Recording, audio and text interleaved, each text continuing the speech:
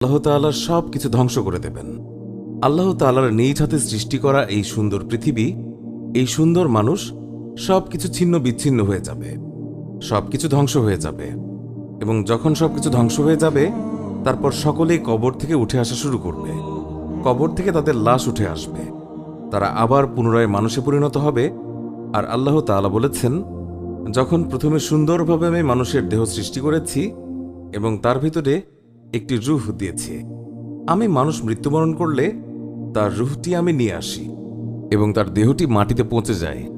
আমি যেমন সুন্দর করে একটি দেহ সৃষ্টি করেছি, ঠিক কিয়ামতের দিন অনুরূপভাবে সেই দেহকে পুনরায় সৃষ্টি করা হবে এবং তার ভেতরে তখন রূহটি থাকবে। এবং কিয়ামতের দিন সকল রূহ, সকল আত্মা, সকল মৃত মানুষ কবর থেকে উঠে আসা শুরু করবে এবং আল্লাহ তাআলা সবাইকে এক কাতারে দাঁড় করাবেন। সেটিকে বলা হয় হাসরের ময়দান।